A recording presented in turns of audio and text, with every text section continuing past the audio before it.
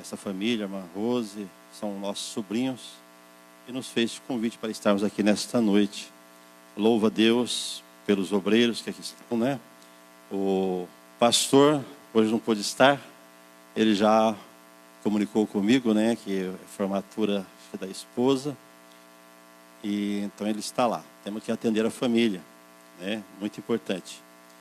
Eu louvo a Deus pela vida dos amados irmãos.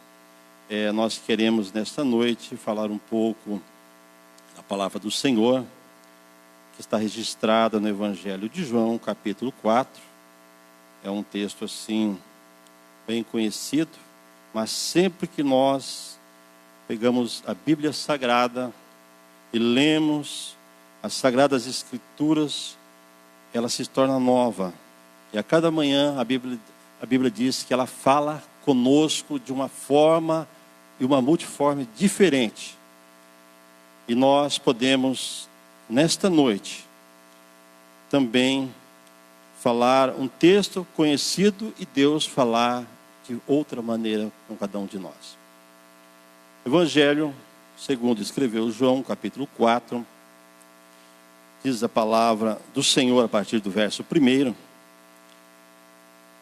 Quando os fariseus ouviram que Jesus fazia e batizava mais discípulos do que João, se bem que Jesus não batizava, e sim os seus discípulos,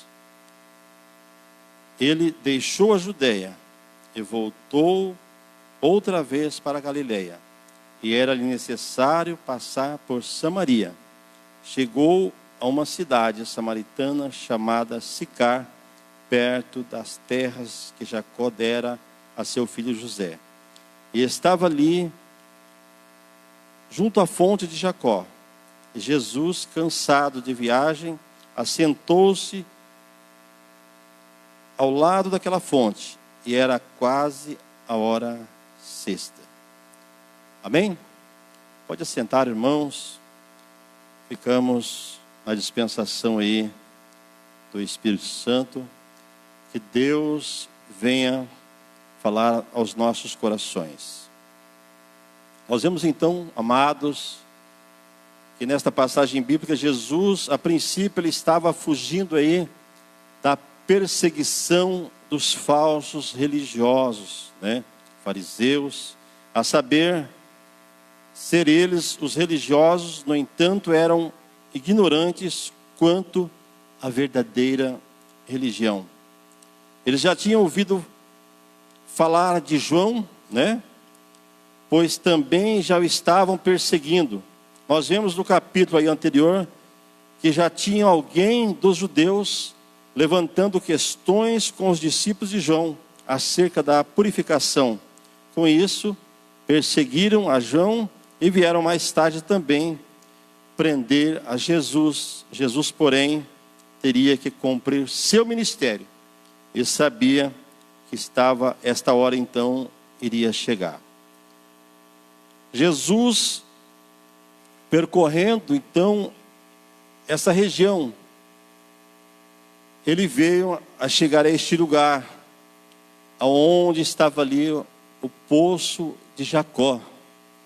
Todos se lembram, um pouco mais atrás, no capítulo 2, nas bodas de Canaã da Galileia, quando Maria, sua mãe, dizia a Jesus, quando o vinho ali havia acabado. Quem sabe, Maria, ela havia dito a Jesus num tom assim mais traduzido na nossa linguagem, né, de hoje, dizendo assim, vou conjecturar aqui. Tu não podes fazer nada? Tu não podes fazer alguma coisa? Né? A resposta de Jesus foi rápida, foi ligeira. Ele disse, mulher, que tenho eu contigo? Ainda não é chegada a minha hora. Ainda não é chegada a minha hora. Vale nós salientarmos, irmãos, que Jesus, quando ele estava naquela festa, e Maria perguntou para ele, tu não podes fazer alguma coisa? Certamente Maria devia ter presenciado muitos milagres de Jesus, pois a própria Bíblia Sagrada diz que muitos dos milagres, todos os milagres que Jesus fez, não podia nem conter na Bíblia, né? Os que estão registrados dentro dos evangelhos e também narrado no Novo Testamento, nós o conhecemos, mas muitos outros milagres Jesus operou, Jesus fez, e certamente quem foi testemunha ocular desses milagres foi a mãe de Jesus, Maria. Essa é uma das razões pela qual ela encostou em Jesus e disse: Senhor, acabou o vinho, tu não podes fazer alguma coisa? Não pode fazer alguma coisa agora? Então, Jesus sabia que ainda não era o momento dele se manifestar, porque quando ele se manifestasse, ia acontecer um grande desfecho, e ele teria que se apressar para cumprir o seu ministério. Revelar-se ao mundo como o Messias, como o Salvador, como o Cristo, como o Redentor. E depois a saber ser crucificado para a redenção de todos aqueles que nele creem. Nós vemos então, amados irmãos, toda esta corrida, esta caminhada de Jesus. Da Galileia, Jesus foi para Jerusalém, pois estava perto da Páscoa dos judeus. E Jesus chegou no templo e expulsou todos os mercadores que ali estavam. Teve um encontro com Nicodemos. Depois foi para a Judeia, onde ficou alguns dias com seus discípulos. Aí que Jesus teve que fugir dos falsos religiosos, fariseus, e correr para a Galileia. Porém, teria que passar por Samaria, chegando então em uma cidade samaritana chamada Sicar, né, próxima à herdade que Jacó havia dado para o seu filho José ali, e estava ali também o poço de Jacó. Jesus marcou aquela hora. A Bíblia diz hora sexta, né? Hora sexta, que seria para nós aproximadamente o meio-dia, né? Um horário do sol bem causticante, terrível, mas foi o momento que Jesus marcou com aquela mulher para estar junto àquela fonte, junto àquele poço. Veio naquela hora tirar água uma mulher samaritana, diz então a Bíblia. E tudo ia começar com aquela mulher, juntamente naquele lugar, junto ao poço de Jacó.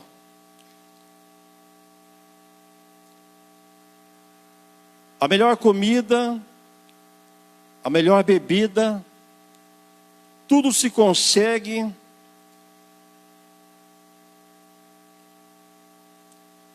por um bom preço, quando se vai na fonte. Havia na mente e no coração daquela mulher questionamentos que naquele dia, naquela hora, seriam revelados. Uma revelação da parte de Deus que se estendera para o futuro, para a igreja, e para que nós pudéssemos compreender.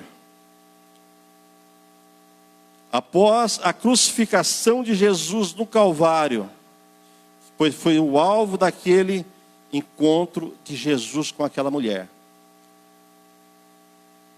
Porque aquela mulher, ela chegou e Jesus começou a dialogar com ela. E todos sabem a história que os samaritanos não se comunicavam com os judeus. E tinham ali razões sobejas para eles não se comunicarem, não terem entrosamento nenhum. Pois os samaritanos eram meio judeus e meio gentios, babilônicos, né, nações que se misturaram.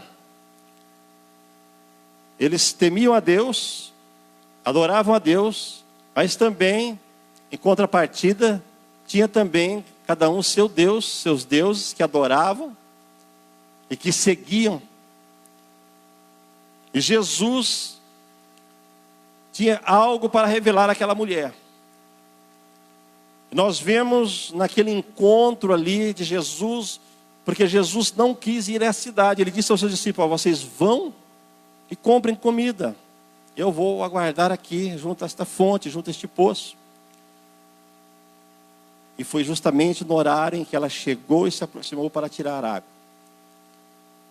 Alguns teólogos, eles traduzem que aquela mulher, por ela não ter assim uma boa reputação, ela não podia compartilhar com as outras mulheres.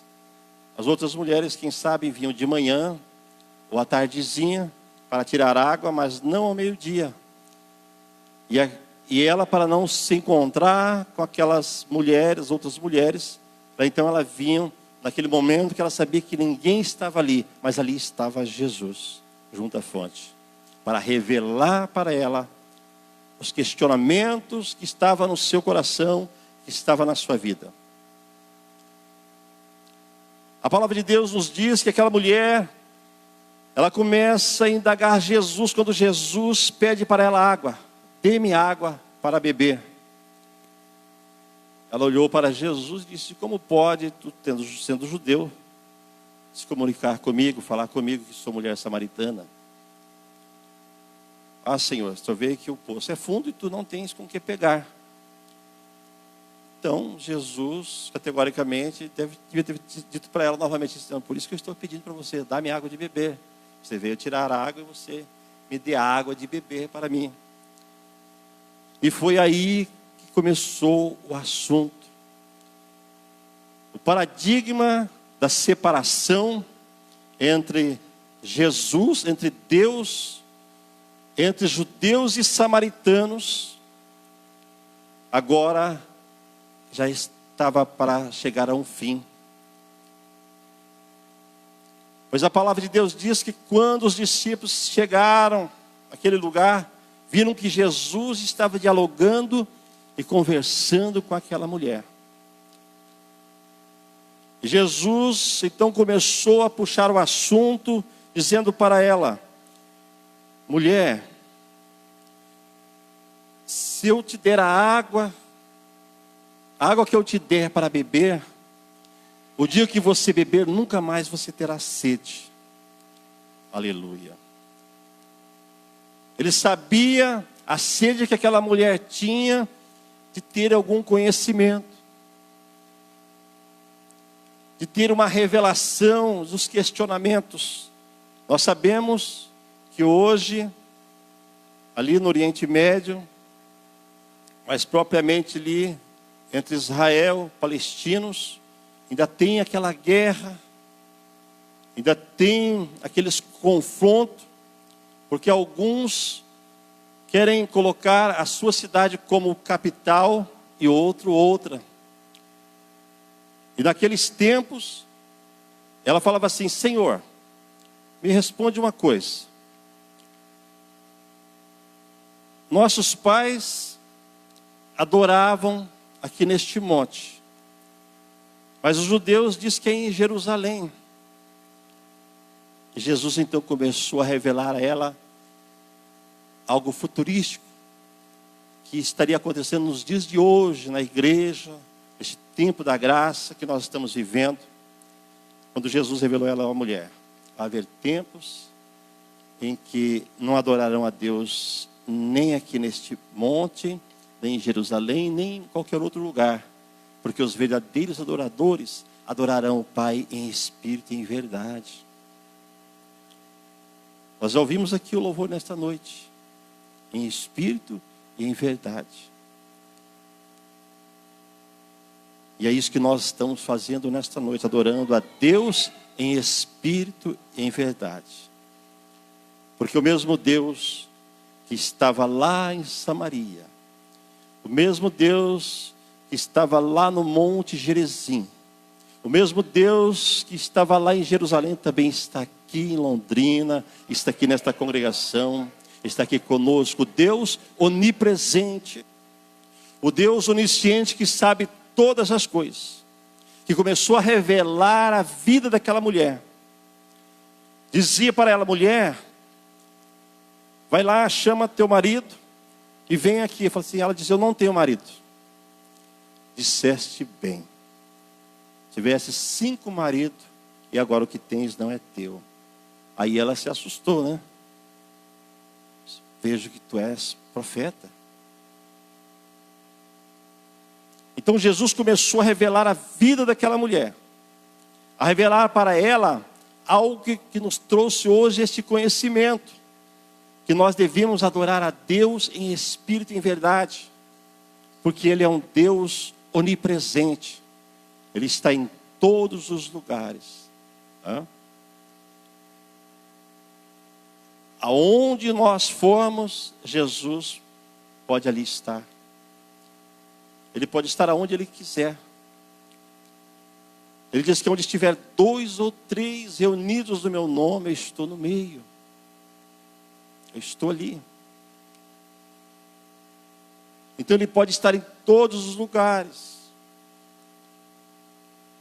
E nós aqui nesta noite viemos com este espírito adorador. Adorar a Deus em espírito e em verdade. Oferecer a Ele o nosso sacrifício, o nosso louvor, a nossa adoração. Ao Deus imutável, ao Deus onipotente que todas as coisas pode.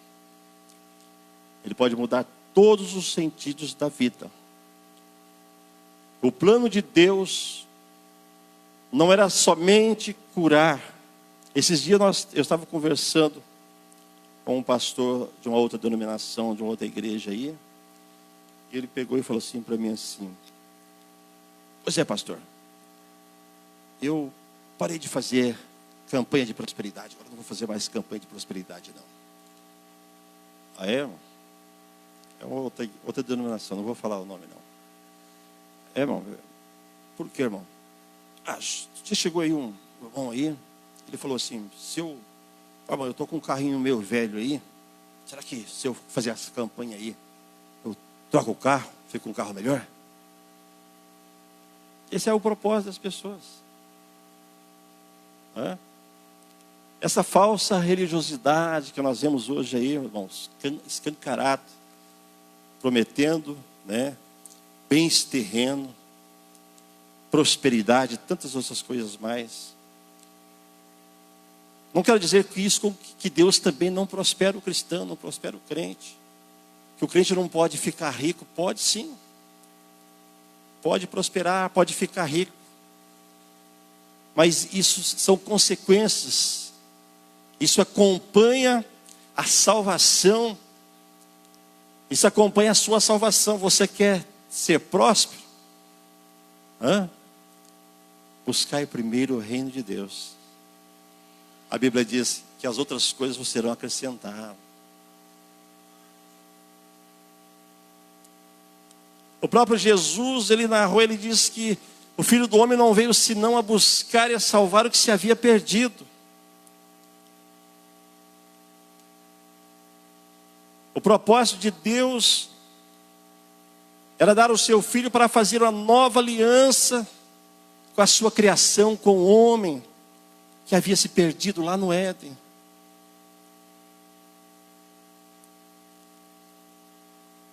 O propósito de Deus era resgatar vidas, almas que haviam se perdido. Agora a prosperidade, a cura, a libertação, isso são consequências daqueles que buscam a Deus.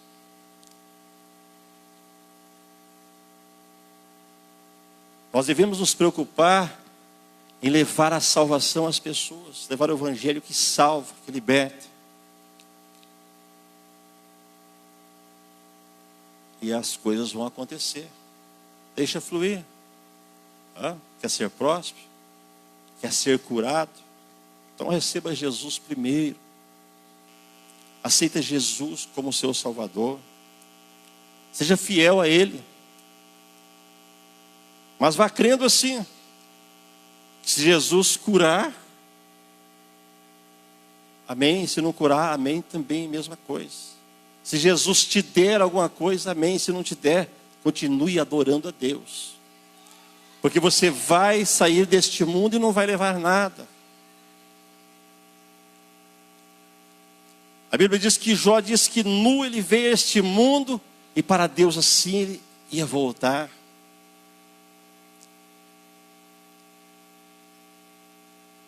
Então Deus, Ele requer mais sinceridade de nós neste século que nós estamos vivendo.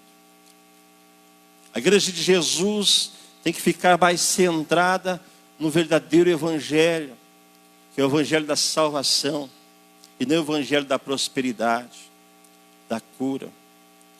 Eu fiquei sabendo, irmãos, que na Índia, algumas irmãs missionárias que tem ali,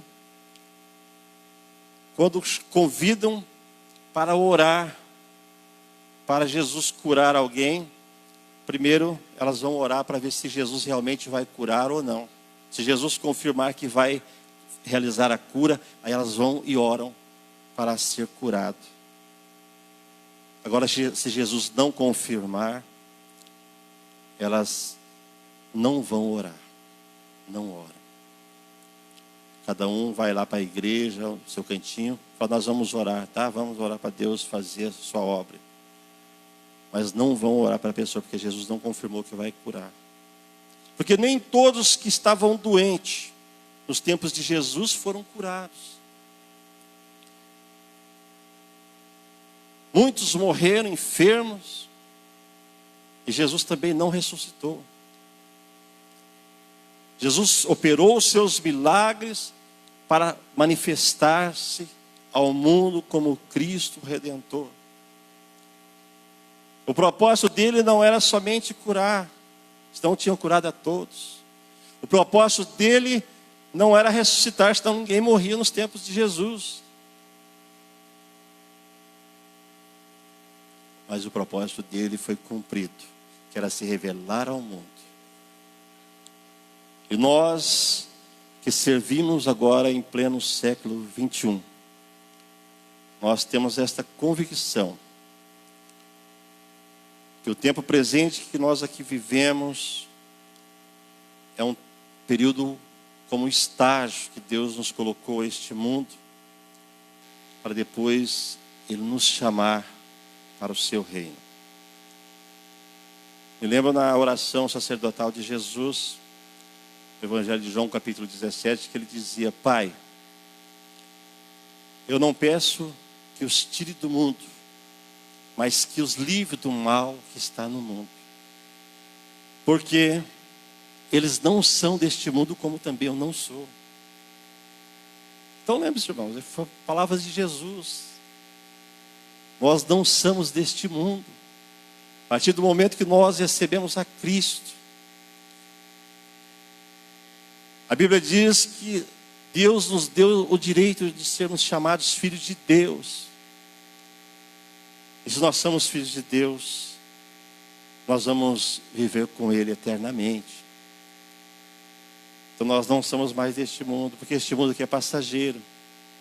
A palavra de Deus diz que o mundo passa e as suas concupiscências. Aqui tudo passa, só as suas palavras que não. As palavras de Deus não passam, não mudam, elas se cumprem. Então aqui vai acabar um dia. Vai chegar o dia que nós vamos sair deste mundo. Jesus vai nos levar, vai nos resgatar. E nós vamos deixar tudo isso aqui. Grandes templos, templos bonitos. Vai ficar aí. E a realidade é que já está sendo tudo preparado já, né?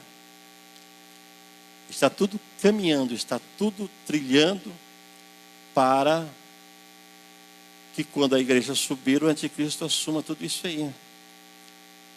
Essa é a realidade, irmãos.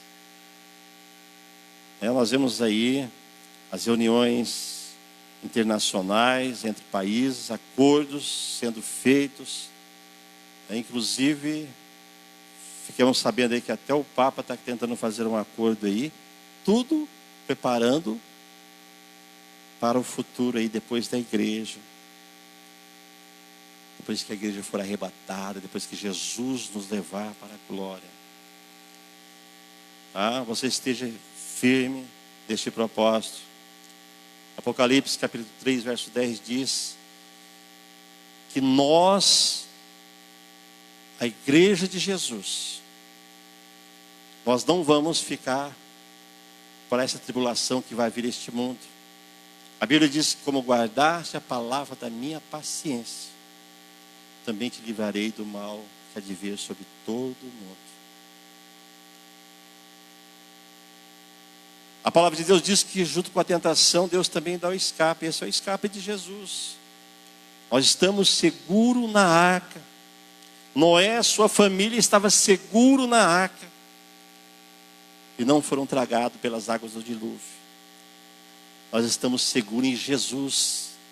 E nós não vamos ser tragados quando Deus derramar o seu cálice sobre este mundo. Nós vamos ser resgatados e salvos no tempo certo, no tempo oportuno. Lembre-se disso. A Bíblia diz que muitos têm a vinda de Jesus por tardia, mas Ele é longânimo. A misericórdia de Deus é longânima, porque Ele ainda espera que muitos se salvem. O desejo de Deus é que todos se salvem. Você vê o ímpio lá fora, o traficante, o bêbado, o bandido, o ladrão, mas Jesus ainda quer que ele se salve. Ele sabe que nem todos vão herdar a vida eterna. Nós sabemos que nem todos vão herdar a vida eterna, vão ganhar a salvação. Mas a vontade de Deus é que todos se salvem. O inferno não foi feito para o homem, mas foi feito para o diabo e seus anjos. Por aqueles que transgrediram, que violaram, que se rebelaram contra Deus. Quando tinham tudo para viver eternamente. Mas Deus, quanto ao homem, o salmista expressa que Deus conhece a nossa estrutura. Tanto que na ira ele se lembra que nós somos pó, né? Ele conhece a nossa estrutura, ele sabe que nós não suportaríamos. É relevante, é diferente a ação de Deus com a sua criação com o homem. Com os anjos são diferentes, tá? Mesmo os rebeldes lá. Mas quanto a nós, Deus tem dado esta graça renovadora, transformadora, salvadora, por intermédio do seu Filho amado, Jesus Cristo. Vamos já encerrar, estamos ali chegando ao final do horário. Eu quero convidar você a se colocar de pé neste momento, para dirigir uma oração juntamente conosco. Os irmãos que desejarem vir aqui à frente, os obreiros estarão com imposição de mãos, orando por todos, para aqueles que necessitam, que estão aí precisando de uma oração, de uma intercessão. Quem sabe você tem uma enfermidade, tem um problema, Jesus pode curar. É o que nós falamos aqui nesta noite. Se for da vontade dele. Temos ali na nossa congregação o irmão Donizete, saxofonista, que está cometido com câncer e está bem difícil para ele. Só Jesus mesmo. Vocês apresentam a vida do irmão Donizete para que Deus venha fazer a vontade dele. Lembre-se disso, irmãos. A vontade de Deus. A cura, o milagre de Deus, ele só pode acontecer primeiramente, mediante a vontade do Senhor. que seja segundo os propósitos que está no coração de Deus, mediante a sua fé. Mediante a sua fé. Por isso foi a expressão de Jesus.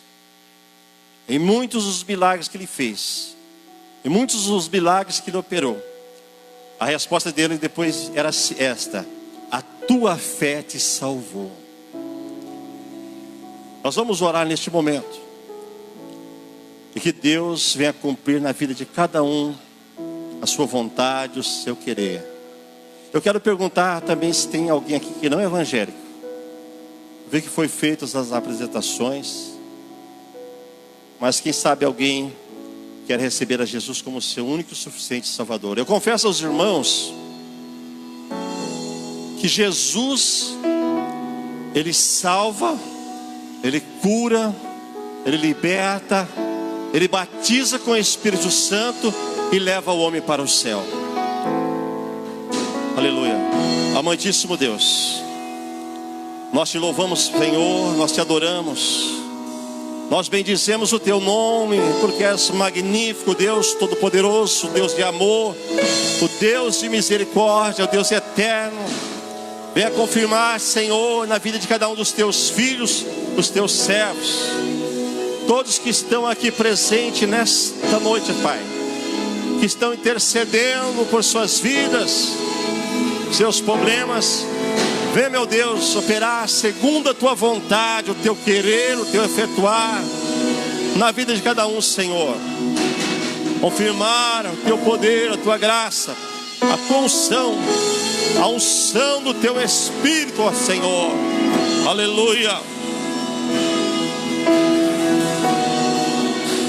Era mesmo, ó Deus, estende tuas mãos miraculosas sobre teus filhos, realizar a tua grande obra nesta noite, ó Pai. Visita, Senhor, o teu filho, a tua filha, que tem rogado, ó Pai, tem levantado as madrugadas, clamado a ti, Jesus. Está inquieta diante da tua presença, ó Deus. Venha operar, Senhor, venha salvar, venha libertar para a glória do teu nome. Venha transformar vidas, meu Deus. Venha nos ajudar e nos abençoar para que possamos estar firmes diante da tua presença, adorando o teu nome, te servindo, Senhor, com fidelidade, aguardando a bem-aventurada vinda do Senhor para nos resgatar, para nos levar para o céu de glória. Tu és maravilhoso, ó Deus. Tu és o Deus sempre eterno.